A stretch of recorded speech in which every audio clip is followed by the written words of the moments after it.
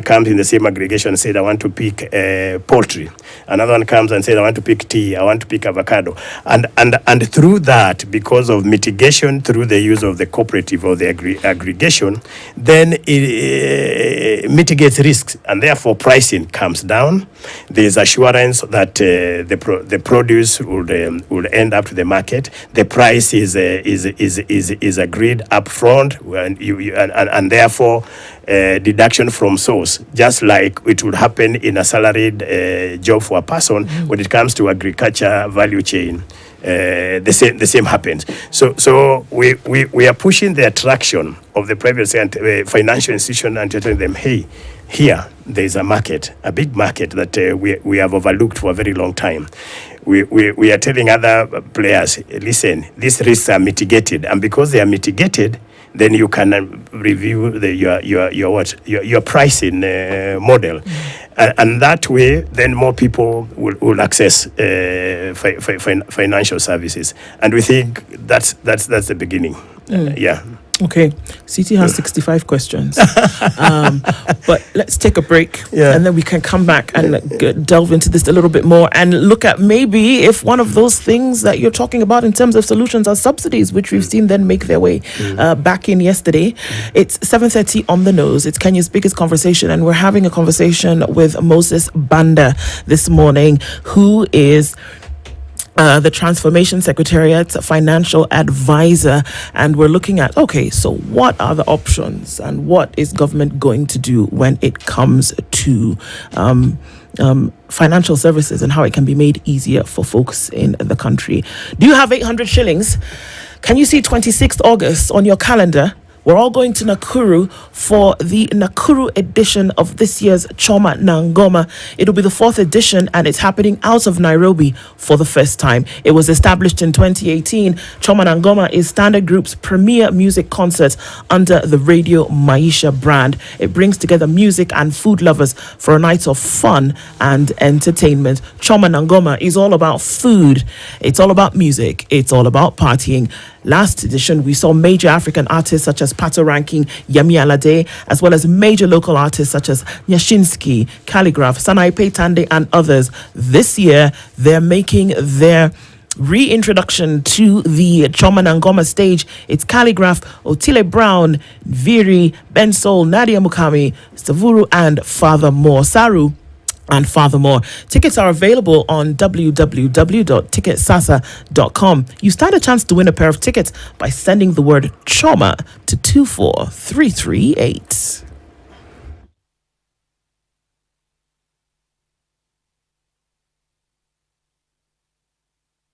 This is the Situation Room, the only way to start your day. When you're impeached, you're impeached. When you are sentenced, you are sentenced. Madam Chief Justice. Until the sentence is set aside. Ukibeba vitu kwa roho utakufa. If you carry things in your heart, you will die.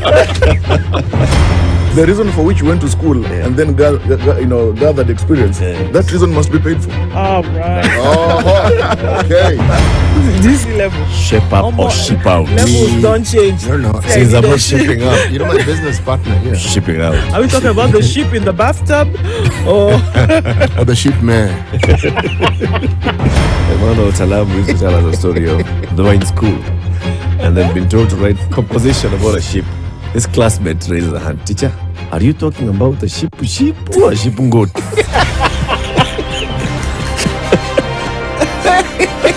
The Situation Room, Kenya's biggest conversation.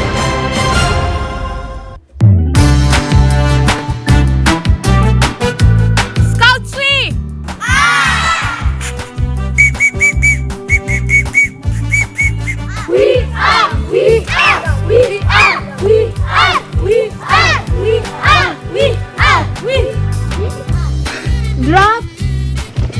Hi, Makai. Forward. Forward. Forward. Backwards. Backwards. Check 1, 2. Scout dismissed. Bravo, bravo, bravo.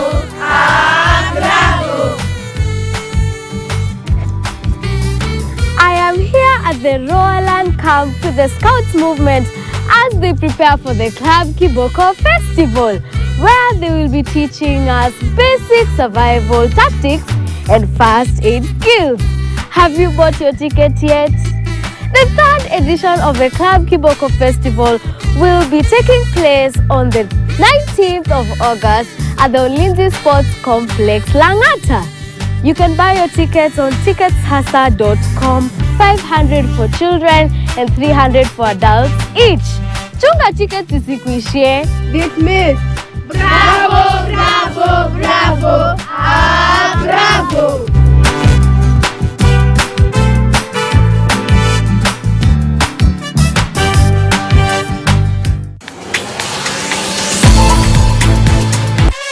Unanifanya nisikie kunyongwa Hatija ai money especially. And we are not local but global. From Kenya to across the world, we give you the finest, the best A-list interviews right here on stream. Dim the lights panda juu meremeta star nitavunjika mguu. Yo, the best is my name. And remember, guys, man, every single Saturday from 11 a.m. Straight Up Show is the show right here at KTN Home. It's the rebrand. Wapi Mbwembwe! When it comes to dance battles, Straight Up Live is your plug. You know how we do many patapa manzena, pika kupika, hit after hit after hit, killer Saturday, vibes on vibes on vibes, mad energy, mad music.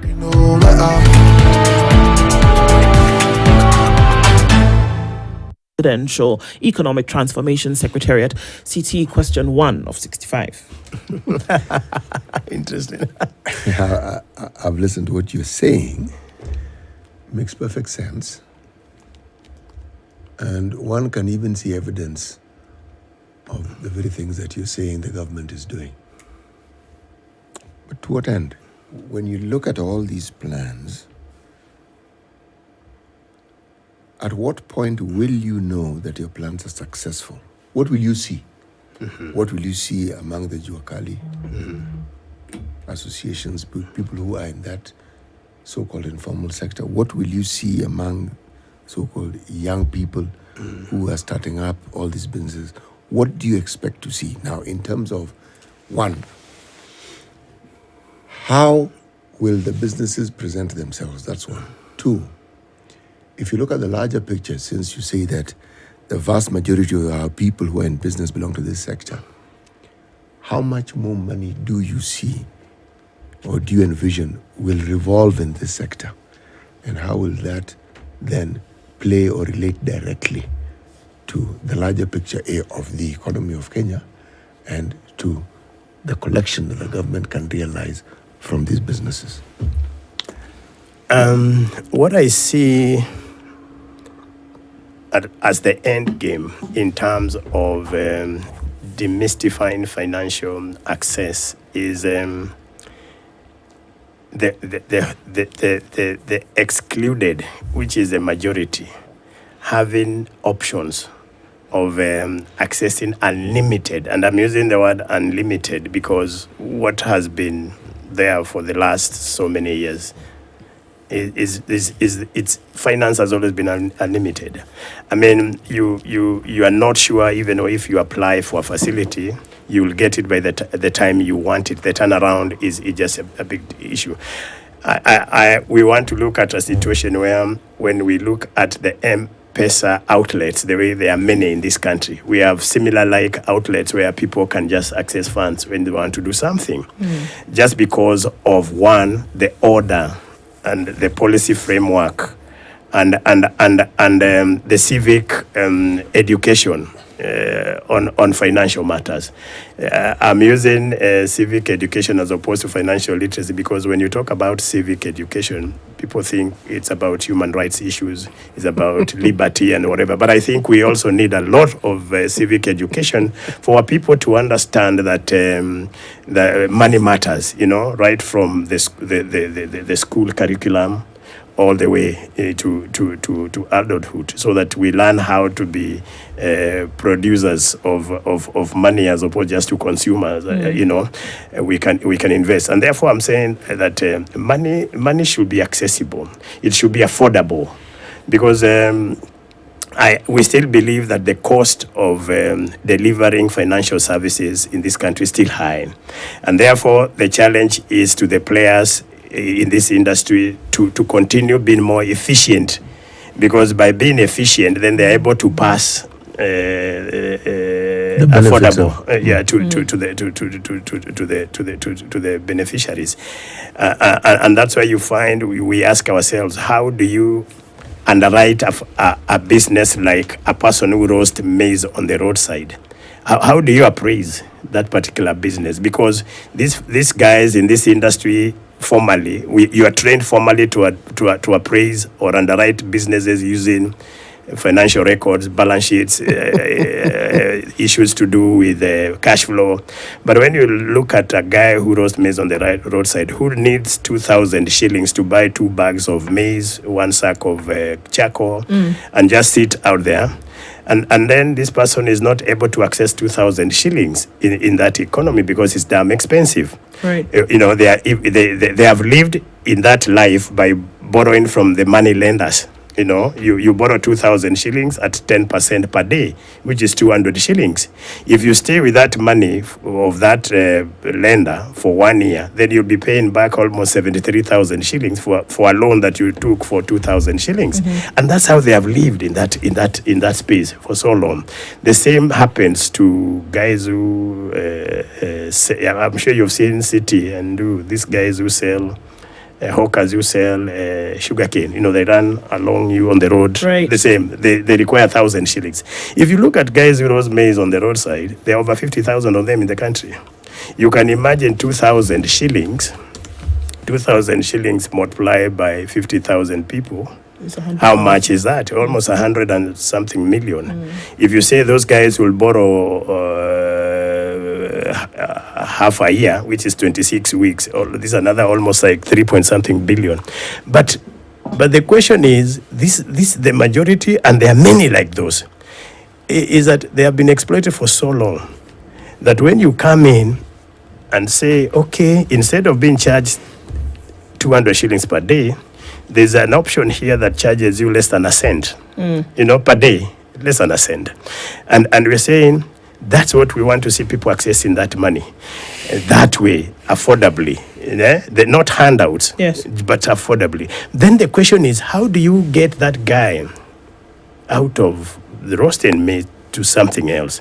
And this is where we are talking about, I'm talking about order now. Government providing a template for order where this person is told, you see, now you don't pay rent from where you operate. You don't incur any other cost. But if you are moving to the next level, then there has to be order. There has to be a place you'll sit that is space that is well marketed, well taken care of. Now you'll be expected to pay rent. There are certain obligations you must undertake. You will be expected to keep records. You understand? You'll be expected to pay tax. You see? You'll be expected and all that. So that we are saying that there must be desire to be something else from where you are. So in this space, you can access finance. You can move to the next level. You can participate in the money economy. You can pay tax. You can demand for services. Because you're not. We don't want somebody to be a hawker for the rest of their lives. Indeed, and even as we talk about the economic agenda, Moses, can we really see finance operating in a silo? Because for me, it doesn't make sense that it does, based on the very thing that you're saying today. Yeah. Because for me, it's a little bit more than just the money. You can put money in the pocket of somebody today, but then there are things upon which this individual is going to spend that money. In order to develop themselves as an individual, and then the nuclear units around them, and then moving on to society. You've just talked about it now. The person who is roasting maize on the side of the road, you want them to graduate to another place whereby they have a more standard setting where they're selling, that you want them to be banked, you want it to be formalized, you want them to start paying tax, etc., etc.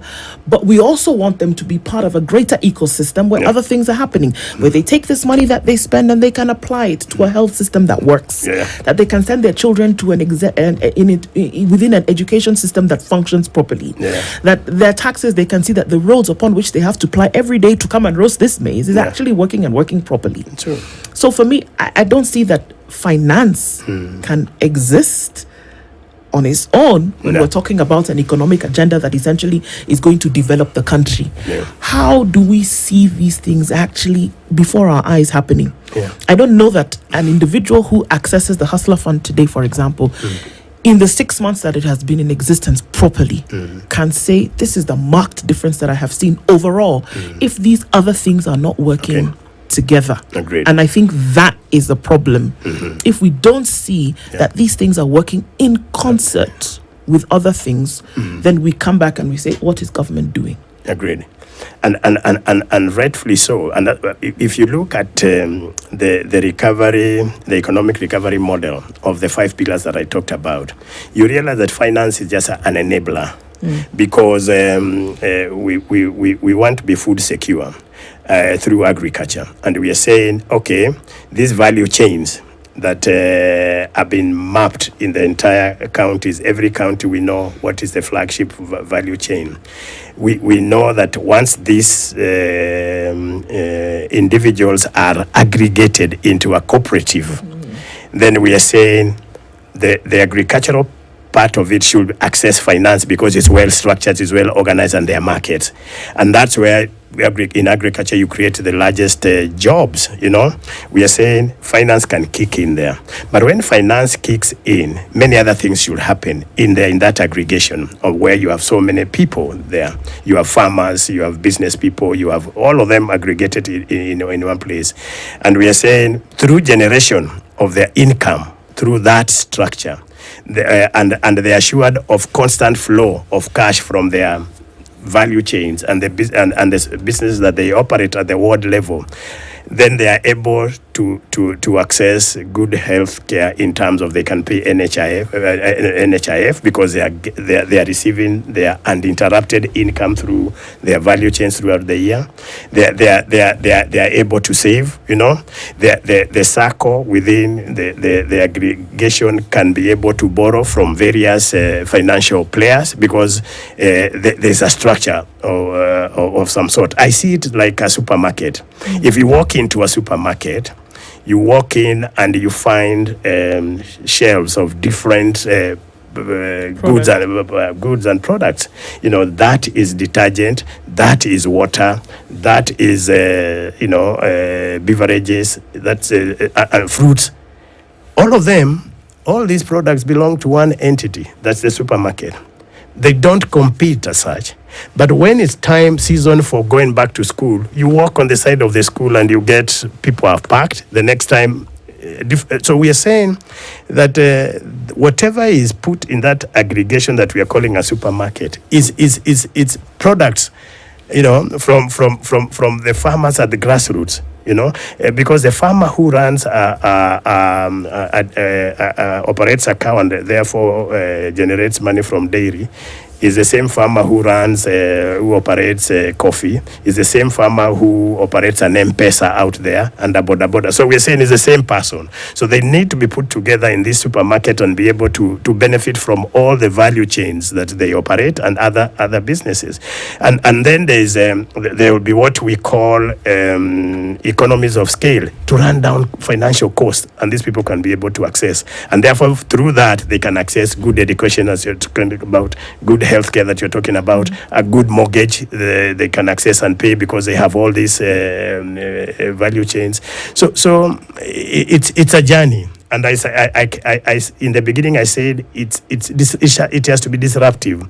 It cannot be business as usual because for the last 60 years we are where we are today. Our people are poor. There are no jobs. Cost of living is high. Our foreign exchange continue to decline. We cannot feed 50 million Kenyans. What about when they reach 100 million? So something has to break. Something has to change. Model that. Mr. Banda, if you consider for a second, yes, you are a financial person, so I want you to explain to me this base rate. What does it do? What is it?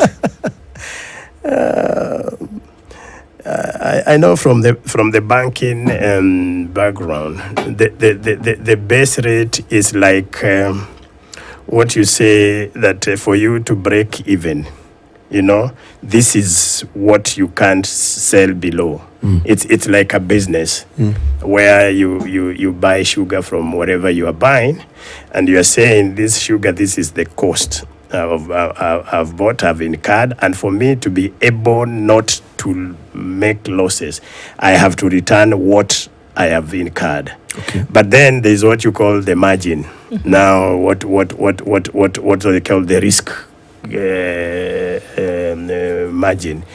So that now you can say this is the base rate, but for me now to make profit, then this is what I need. This is my markup, and the markup is based on the cost you incur. Those ones who are very efficient, then their markup is not as high. But those ones who are inefficient, then they keep on passing that inefficiency to the borrower, and therefore that's why you see the differences of the risk points. So when the central bank governor announces that they've raised the base rate, essentially this process that you're talking about suddenly becomes more expensive. I mean, when they do that, the bank take advantage of that to not just the bank, the financial players, let's say, take advantage of that to readjust their base rates. But this is where we are saying that the efficiency of financial players should be able to be standardized in such a way that you are pushed to be more efficient.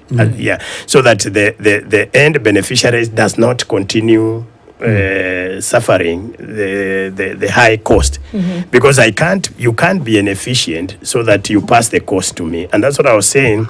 I see a role of government here, where we are saying setting standards, where you're saying, sure, there's some basic and you engage, you don't dictate, but you engage the players and say, listen, there's a market here. We want to make it attractive for anyone who wants to come and engage in financial ecosystem, as we said, that there's 10 million demand here. And this is big, just like how the mobile telephony industry demystified that space, that they developed products of as low as 10 shillings, 1 shilling, and they went to the mass. We are saying in financial space, this has to happen, that we have to, and I can't blame the players, because come to think of it, City and Do, at the institution of higher learning, people are not trained how to go and take care of this big space that I'm talking about, the 10 million informal sector, whether it is finance for expanding businesses or even insurance. I expect if you go to Kibera, that's where you're likely to get in the slums people who require insurance more. And therefore, somebody should be able to design unique products for that group of people who are mikokoteni and people who push the cart and all that. But you find they are easier dealing with people who are employed, you and me, and things like that. And we need to go where it's difficult and get solutions. But have we had a situation in this country where something like the base rate has been reduced instead of it being increased? And what is the effect when you reduce the base rate? You remember during Kibaki's time, it was reduced. And what happened then, you remember the government deliberately avoided doing business, crowding the private sector. And therefore, I don't know whether you remember, the treasury bills went as low as 1%. And therefore, over time, they went down, so that financial institutions now were forced. The shareholders insisted that, listen, you can't put our money in government paper. You need to push it out. And therefore, what that did was to transform the private sector, and there was more money availed in the space. In the space. Yeah. Why aren't you doing it? Because if what you say is to make money more available to the large masses, and it has been done before, and we want to really reach these people, why are we not doing it now? I guess all of you know where we are coming from. We are coming Yes. from an economy that has not performed. We have borrowed, and we find ourselves where we are. So what happens then is that when the government has no money, then you find that it has to keep on borrowing domestically or whatever, and crowding, and that's what we are trying to now to remove and disengage from, by saying, listen, this space that has so many people, 10 million plus, we need to approach it differently. We need to avail more in here. If I have a 500 million amount, I would rather spread it to many people and reach maybe 2,000 people than give it to one entity that gives me a building as collateral. You see, so that's what you're saying. How do we become innovative in developing what is required at this level? Even as you ask that, though, Moses, being innovative, doing things differently is one of the things that President Ruto's government has said it will do regularly. Yes. You have talked about being innovative and doing things differently, disrupting the status quo. But yesterday, which is always a very specific day in the calendar when it comes to certain things, is that we saw that the price of fuel remained unchanged, and for a specific thing, that there was the reintroduction of subsidies. One thing that we heard time and time again, that we cannot sustain this subsidy program for fuel in the country. So the government said, no more subsidies. We're going to shut that down. One of the things that would be disruptive, as you've said. But then yesterday, we saw the reintroduction of subsidies. So what, are there actually subsidies in place to stabilize the cost of fuel? Or what exactly is going on? If we're going to be innovative and disruptive, we're going back to spending money in order to make life a little bit more easier for Kenyans, isn't it? But then, which is it? Subsidize, not subsidize, be innovative, stick to the status quo. What really is the driver of this economic agenda, specifically when it comes to this? Let me say, subsidy is not bad per se. I think the issue of subsidy is where are you going to put it? Where are you going to place it? And if you are placing it where it's going to produce, just like the government has done in the fertilizer subsidy, where it's for production as opposed to consumption, that's a good way to go. I think that the challenge comes in when we want to borrow to consume. We want to subsidize to consume. Just to there has to be a value. There must be a return on investment, and that's what I'm saying. That as we move along, I think the government is not afraid to keep on looking at what is working for its people at a given time. We are not in this tight jacket thing where we're saying this can't happen. I think as we move along, it's only fair and normal and prudent for somebody to keep on asking, saying where do I put what I want, so that many people can be able to do what to benefit, and we will see a lot of that before we stand on our own in terms of meeting all our development needs through local generation of revenue. That's what we desire to do, and the more we bring more people in that bracket where they can see value in paying taxes and the like, and they see value in service, the better, because then we'll be able to start being self-sufficient from what we collect and generate. This government has an advantage that previous governments didn't have, despite having a great number of people who are unemployed. These unemployed individuals are far more educated than we've ever had in the past. So when we talk about disruption, the introduction of certain ways and means by which their livelihood can be improved, it's not just a receptive audience, but it's an audience that actually already has knowledge. It's an audience that can actually do more with that knowledge. If that opportunity is actually provided. Yes. I agree with you, because you remember a city that every year we churn out 800,000 every year, 800,000 into the job market. But you realize out of the 800,000, the formal sector takes on only about 200 to 150,000. Yes. And then the formal takes 50,000. That's 200,000. So we have 600,000 that is left like that completely. But we are saying creating a job at the bottom is much cheaper than creating jobs at the top. So we have to, as you say, we have to relook at all these things and say where we are able to create more jobs cheaply is where we need to focus on, so that we absorb all these people. And that's where we are saying this economic model of aggregation at the ward level is going to create opportunities for this number of people to be able to pick certain areas and focus on along the value chains. Indeed. Time does go very quickly. Moses, thank you for being with us here this morning. Definitely conversations that need to continue. The economic agenda is front and center when it comes to seeing how Kenya will progress going into the future. Thanks for being our guest this morning, and hopefully we can have a chat with you again in the future. Moses Banda is the Financial Services Advisor, the Presidential Economic Transformation Secretariat. He's been our guest this hour, and as we go on to more conversations getting closer to the top of the hour, it's 8 o'clock.